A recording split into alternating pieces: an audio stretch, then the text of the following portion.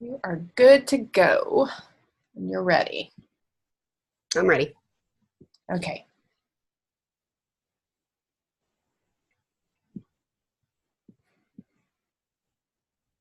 Can you see the PowerPoint? Yes, ma'am. Awesome.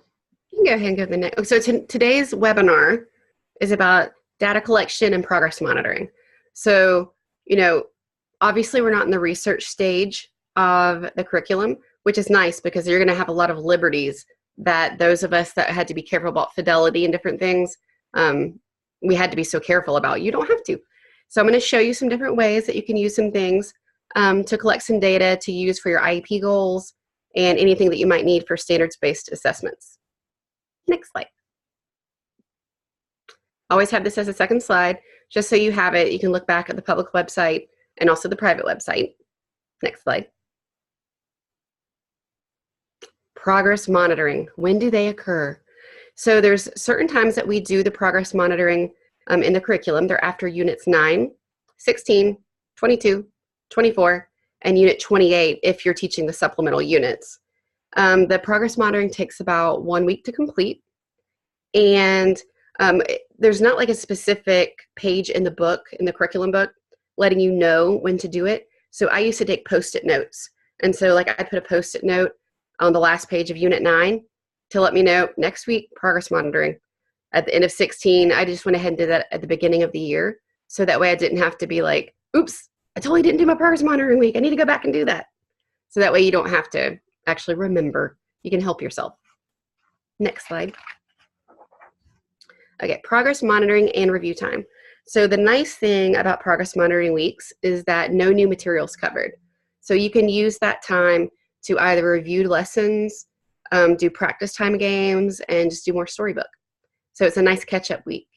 The progress monitoring is cumulative, so it hits all of the different skills that you've been working on throughout that time. And you can also use your progress monitoring to plan your future instruction.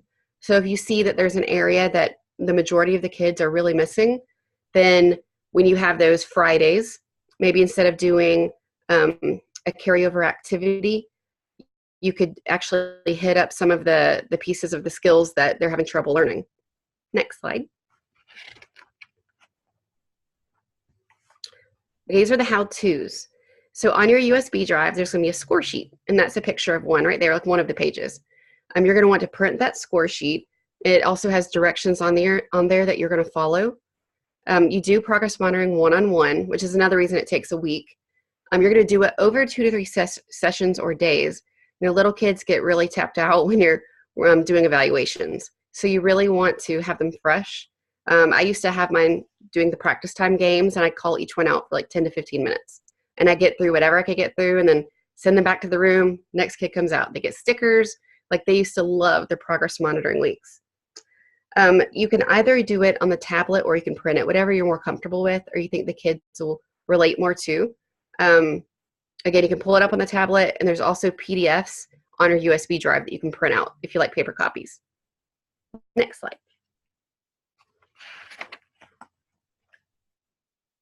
Sorry, I had a question about that. How do you do that on the tablet? Like on the tablet, you should be able to pull up. Oh, I was going to say, you should be able to pull it up on the, Like you could probably email it yourself. Like I know if you have iPad, there are certain program apps you can buy that allow you to write on the iPad. I didn't know if you had like a favorite app to allow you to write on the iPad. No. Okay. No. If you have a Mac preview, will allow you to do it. So I was just curious. Yeah, no, I didn't have a favorite. Like I'm not sure because when I used to do it, it just pulled up automatically in whatever program software it was going to use. Okay. Thanks. That way the kids can. It's literally just so they can like slide through all of the vocab cards and picture cards. Oh, so they're using the tablet to look at the cards and things like that. So you're showing them the cards, but you're writing on the. Yes, I used to. Yes, you print out the score sheet, but when you're actually administering it to a child, instead of going through like the stack used to be like this.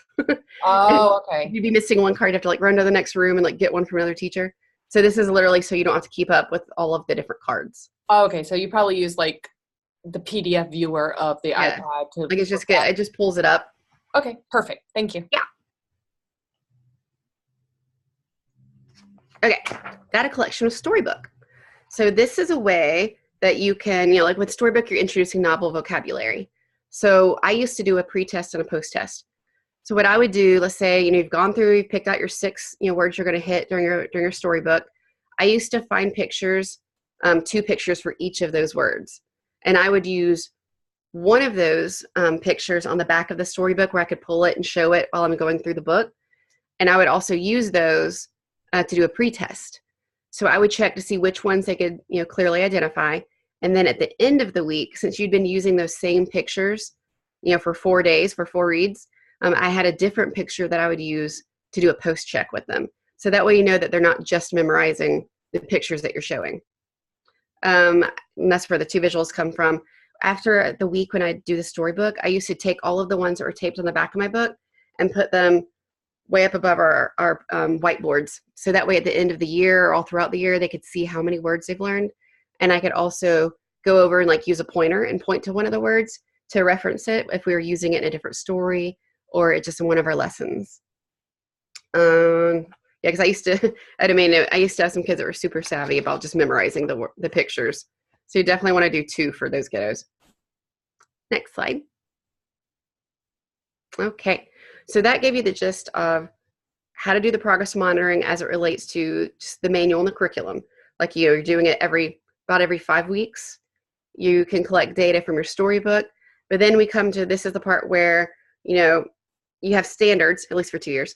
You have standards that you're trying to hit along with all of the different assessments and lessons that you're trying to teach the skills of for Foundations for Literacy. So this part comes down to standards for the state and Foundations for Literacy and whether or not they can work together. And the answer is yes. So I sat down and went through a bunch of the different standards, current standards, until my mind hurt to let you know an idea of how they correlate. So you go to the next slide and I'll show you the first one. So on this one, I was looking at the strand for reading standards for literature, key ideas and details. So I snipped a little picture of the standard codes and what the standards were. And this one's perfect. It was for kindergarten language arts standards. And this relates to the meaning-based skills taught in Foundations for Literacy. So when we're talking about vocabulary knowledge, narrative understanding, comprehension, contextualized and decontextualized language, this is totally what it's hitting. You hit those in storybook reading, and when we do our plan, do, recall, retells. Contextualized is talking about the here and now, whereas decontextualized is higher level. Decontextualized language is talking about something that's already happened or something that's going to happen. When you're doing your plan, do, recall, retells, we do those both with storybook reading and with your Miss Giggle stories. Those lend themselves to question and answer based skills and concepts. The retell, the key details, the recall, you can scaffold with your Miss Giggle story cards. We sequence those. We talk about characters, setting, major events, even the daily sequencing of your activities where we talk about, first we're going to go over sounds, then we're going to do our story. Next, we're going to have, an activity, and last we're going to do some fun practice games. So just the fact that you're talking about that during your daily sequencing is going to help develop that sequential language that the state standards are looking at for your recall and your retell. Any questions about that, Kara?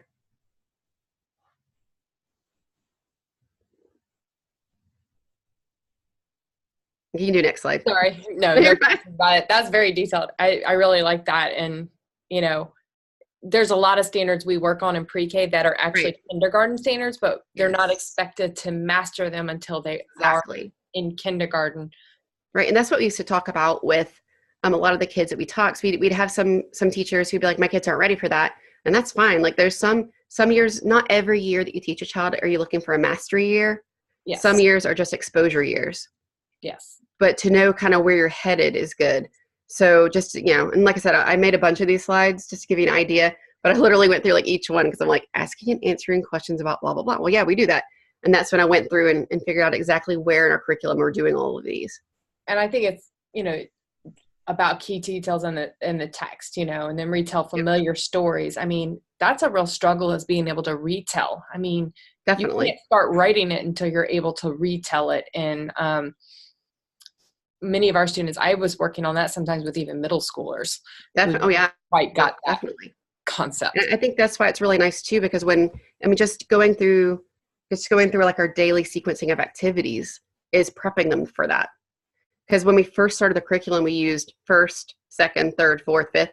We did ordinals, and then we were like, wait, now, but when you're telling a story, you're not saying second, this happened, and third, this happened.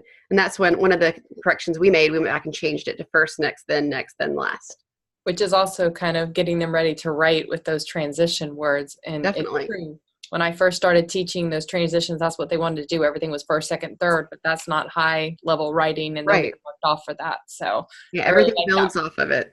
Yeah, I remember Stacy emphasizing that during the training, and it was kind of an aha even for myself. I was like, wow, I really like that.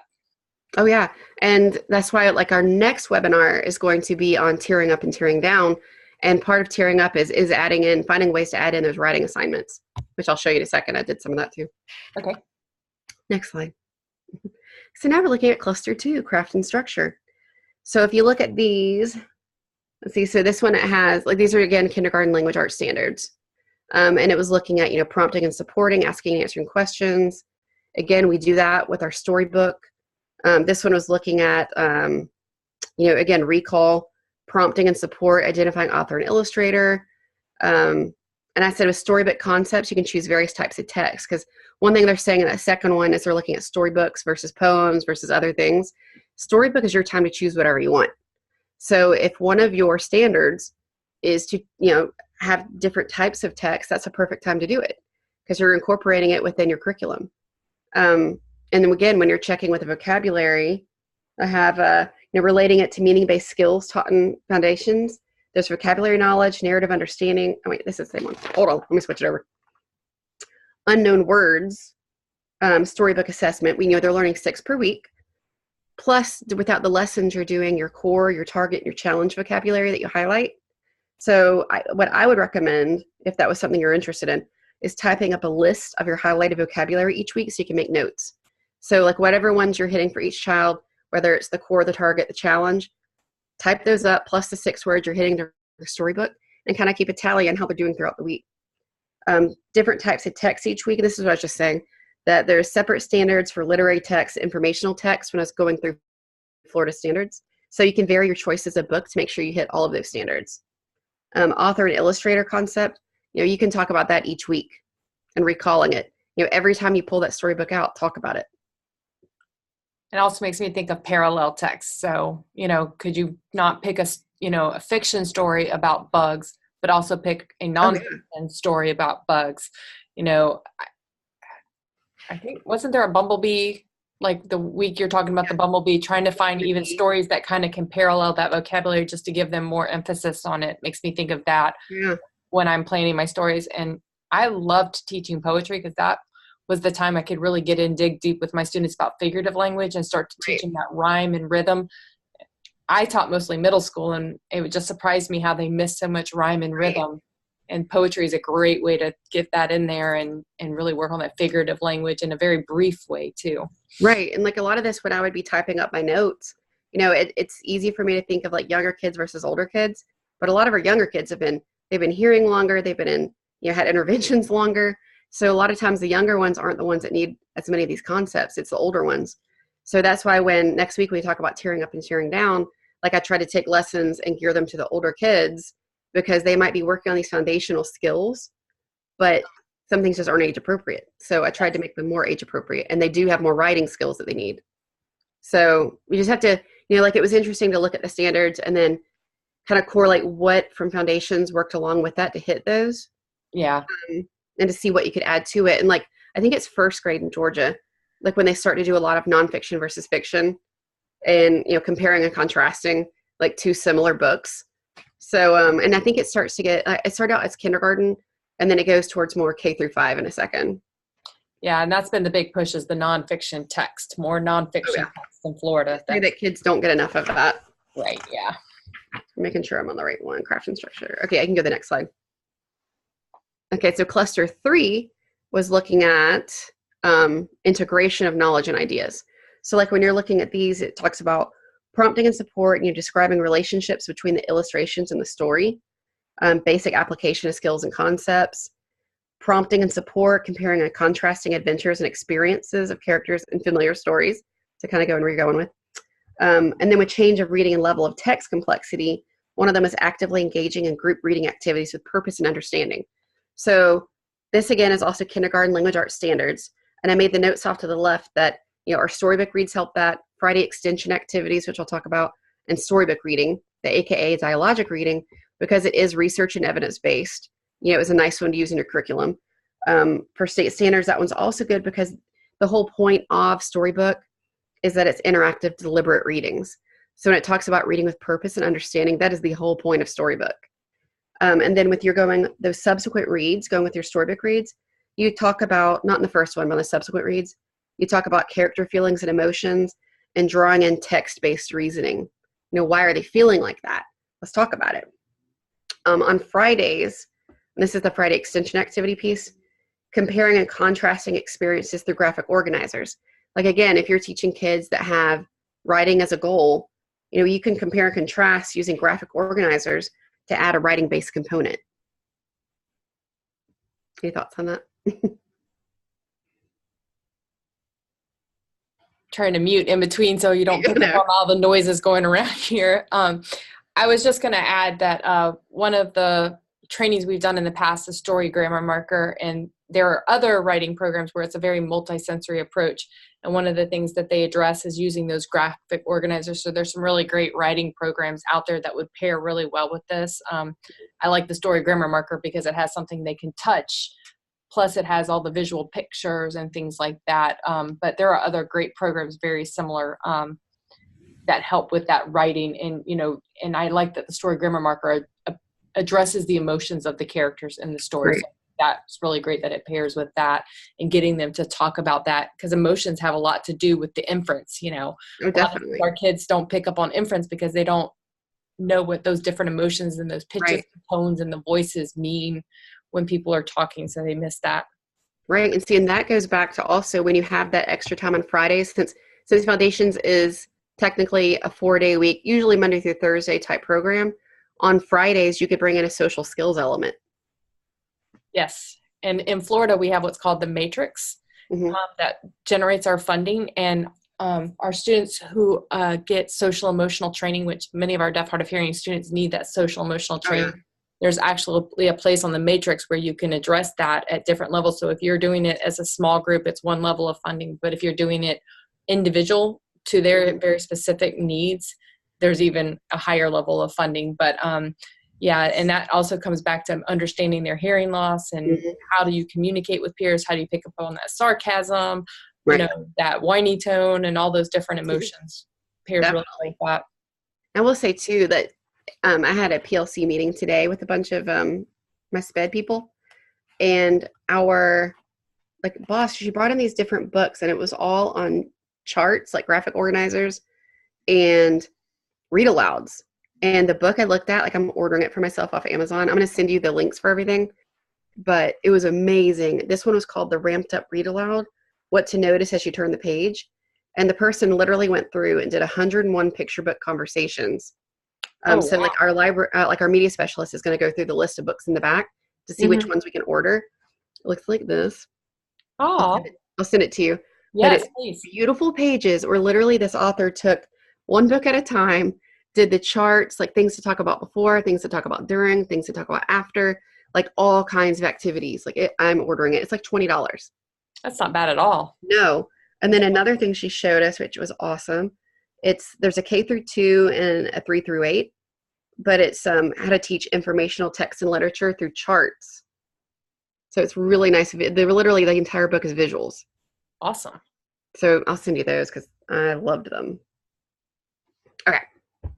We move. Yep. Okay. So this one, did we move yet? No. Next slide. Here we go. Reading standards. This is foundational skills. This is when the standards started to get into K through 5. So it was talking about understanding organization, following words left to right, recognizing spoken words are represented, with the sequencing of letters, looking at spaces, upper and lower case. And the parts that went along with this, with foundations, when we make our lists with our plan, do, recall, we're making lists. We're going from left to right, top to bottom. We're sequencing letters. We're doing spaces. So we are introducing them to upper and lower case with our plans. The booklets and sentences of the week. You're practicing reading text. You're highlighting vocabulary, and there's spaces involved. Then when we work on our sound charts and our fluency cards, we present those in a particular sequence. But you can jump ahead if they already know some of those. But the sound charts and cards, when they're going through and learning how to say, ba, ba, ba, ba. And then you move on to the ones that have different ways of pronouncing them, like E. It could be E-A, E-E, E. So again, that you're just giving them that foundation of exposure to different sounds and upper and lower case. That's pretty much all of that one. Next slide. That one's pretty basic. So then when you get into more the phonological awareness, you're looking at recognizing and producing rhyming words. This is where it's kind of upping a little bit here.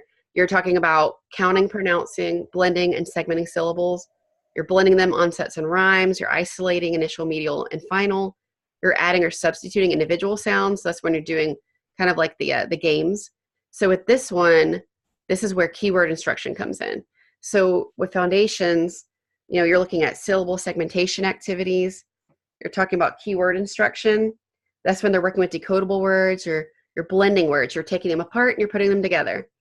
You're manipulating words for a keyword play activity. So one of the things you can do when you tear up, like, say the word bat. What's the first sound you hear? Buh. Okay, now take the buh and change it into a p, which of course that's really hard. But, so it went from bat to pat. So with our older or higher advanced kids, you can do more of the games like the standard E says. With our practice time activities, they used to be called look and listen activities. So if you have an older manual, it either is going to say look and listen or practice time.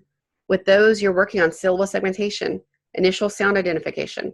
Rhyme identification starts at unit 14. And we even have a note in there that, you can substitute finger spelling activities for those that don't have the access to speech. And the goals for those are sound manipulation and blending. So again, a lot of our foundations standards go right along with the state standards. Again, this to me goes really well with visual phonics or cued speech. We are currently offering an online visual phonics. We'll be repeating it again this year online.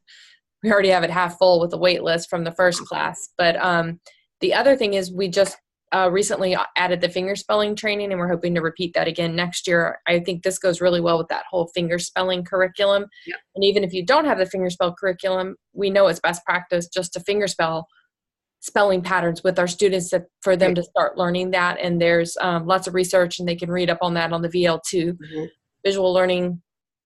Oh yeah, I mean, they can see the rhymes and they can see the word families. Yeah.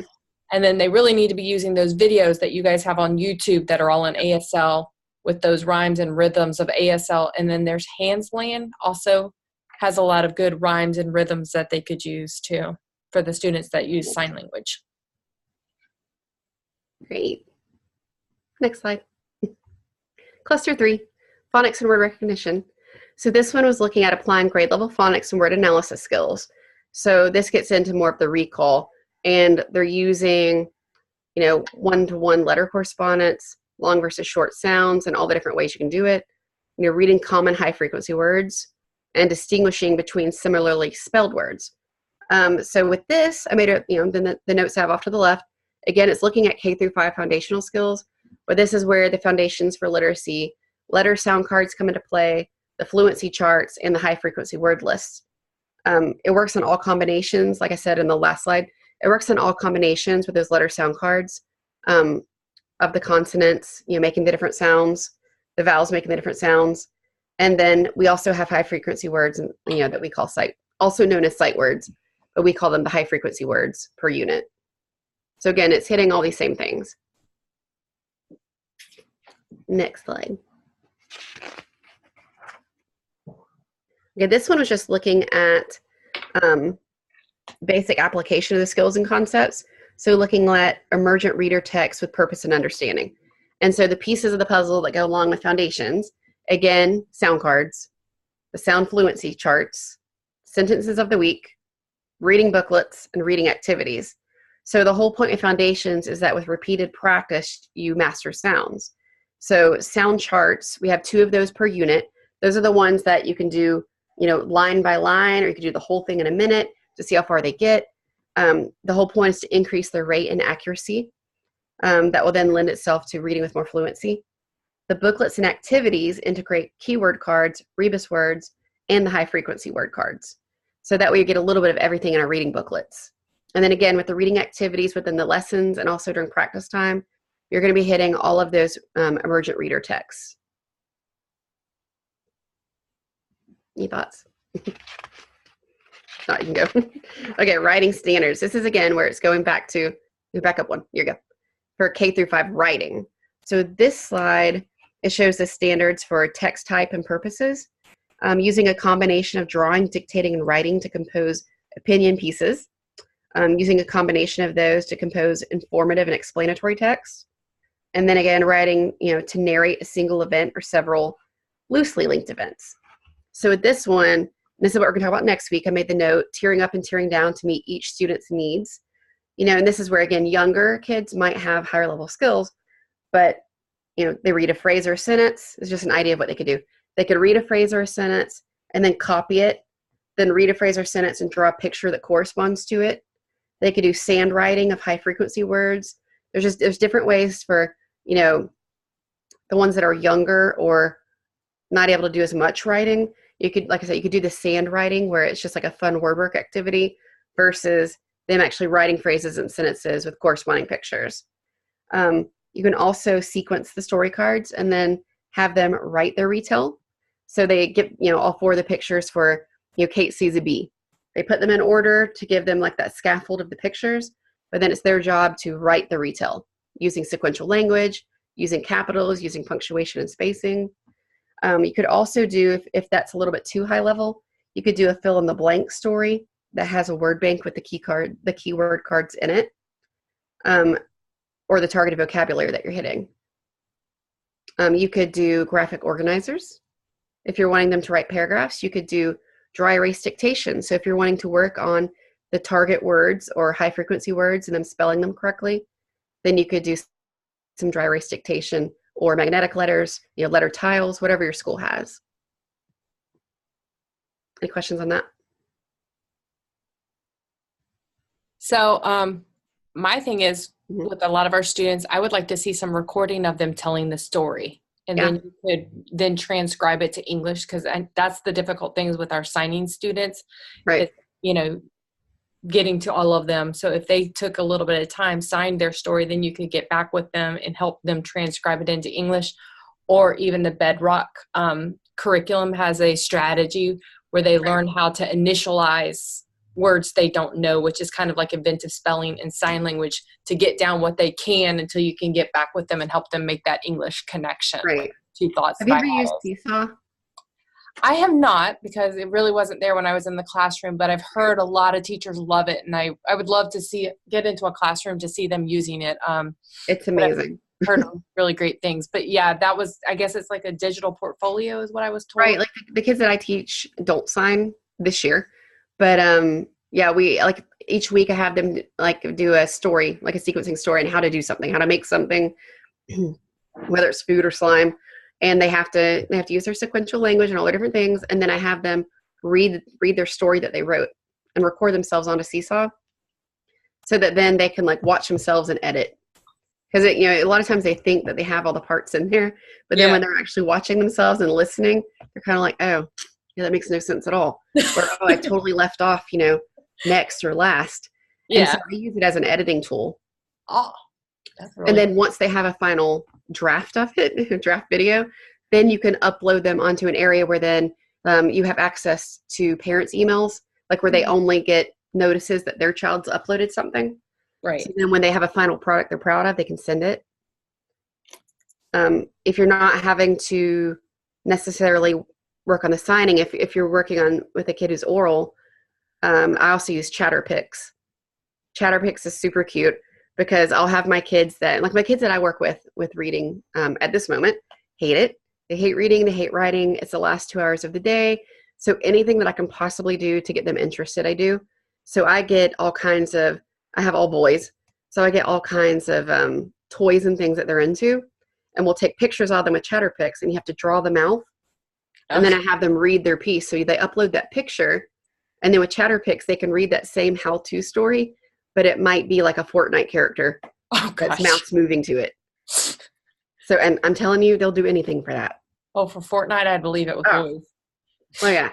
So I just get the Fortnite characters, or just print out a picture that you can then take a picture of with the iPad. Yeah. And but they love Chatterpix.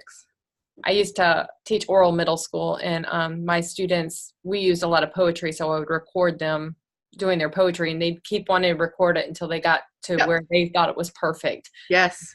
We'd work on speech and reading and figurative language all at the same time.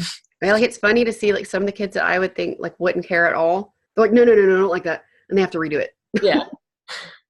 But hey, I'll go, I love it. So sometimes we do just Seesaw. Other times we'll do the Chatterpix, do the fun picture. Mm-hmm. Again, you couldn't do that with signing. But and then they'll upload that to Seesaw so their parents can see it. And then there's just old school, like, I guess it's not really old school. I didn't have any of these tools. Right. And all these cool tools, but like the photo booth on the iPad, Windows Movie Maker, I think that went away from Windows. There's an Apple one. Yeah, a lot of the computers come with it. Clips would be another great one. Now, Clips has where you can actually change your background and everything. That's fun. And it'll actually caption it if you're speaking, or you can go back and add the captions if you sign it. So that would be another great one to use with students. Definitely. So. Love it. Okay, next slide. And I made a little note here. The list goes on and on and on and on and on. So I literally went through and did as many as I could before I got a headache of showing how Foundations does line up well with the state standards that you have for 2 years. And so this brings us to the questions and answers, which we kind of talked along our way. Right. But does anybody have a question? Yeah, I don't think we had anybody else join us. Yeah, we can watch it whenever. But they can always email you any of those questions. You're still in the base camp. And that's the next slide, actually. Go to the next slide. They can do base camp. There's also my email address. Okay. If you have any specific questions, you can do either one. But I just wanted to give you an idea that if you're just going strictly by Foundations, there is the progress monitoring that's built in. You can also use, if you just need data, you can use the storybook time. But then there's also ways you can correlate everything to your state standards. So what if you have a kindergartner who's just not getting some of the concepts, but the rest of the group is? How have you handled that in the past? I mean, that comes down to how you're manipulating that chunk of time. Mm-hmm. So like there's certain ones where I would have some that, I mean, they literally were like super duper low level. And I mean, just learning sounds is really difficult. So I would end up dividing up those groups. That comes down to how you have them grouped. Okay. Like for each of your lessons. Because there were some years that I would have all 6 or 7 kids together. And we literally go from, our daily part, like the main lesson, straight into all of our practice time stuff, straight into storybook. And then there were some years where we needed to put storybook at a different time in the day. And then there were some years where it was a distinct 2 grouping. So in that instance, some would start with practice time activities, which of course, if that was a Monday, it would have to be the practice time activities from the prior week. Because obviously they wouldn't start practice time activities with something they haven't covered yet. Right. So they would, and I would start a main lesson, and then I'd flip-flop it with my para. Okay. And that way I could do it, because I might be having the ones with the core, or working on the target, the core vocabulary versus the challenge. And do you feel these materials are pretty easy for your para to pick up and understand and support you, or? Definitely. The way that I did it, I did the main lesson every time. Okay. And they did the practice time activity every time. Okay. The only thing I had to make sure of was that they weren't just choosing bingo every week and every day. Yeah. Because you're hitting different skills with each of those games. Right. So you want to make sure, and that's why I'd said in the organization webinar that you want to print out that page, and after you've done one day, check it off. So that way you kind of keep an idea, a tally on which skills you've been hitting throughout the week. Okay. But yeah, I think if you're having that problem, you might need to look at regroups. Regroups. Okay. Yeah, like regroup your groups. And then it's okay to do that midway through the year or at any point. Like you're going to have some that are going to take off and Right. others that aren't. And you don't want to not be there for the ones that need more and also not be there for the ones that are ready to go farther. So if you have questions about scheduling and organizing your groups, I can do that too. Is there That's anything what I used to do with my coaching. Is there anything you would give your speech and language pathologist to support you on this, or how? Oh yeah, like I used to give them at the beginning. I don't have my manual with me at this moment, but if you look at the beginning of the manual, there's certain parts that are good to share with them. Like you can share your themes. If there's certain, when I said at the beginning of this one that if you're wanting to hit up a certain number of vocabulary words each week, type up a list. Like say, Johnny is working on these 8 core words, and these are the 6 that we're working on in Storybook. Send those to a speech language pathologist. Because there might be a word in there that they're working on specific sounds, and they could use those words to hit. Because anytime you can carry over throughout the day, you're going to get more, bang for your buck. So, does your speech and language pathologist ever push into any of your times, or is there? They didn't, because they usually were pulling from my class and another class. So, if you had a speech and language pathologist push in, what time would you have them push in to observe? Maybe the practice time?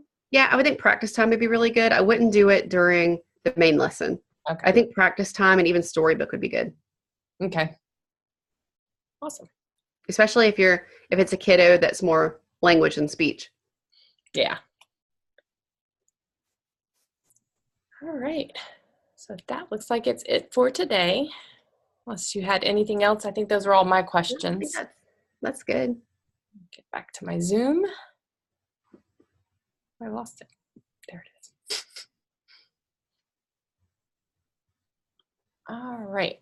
So I'm going to go ahead and stop the recording.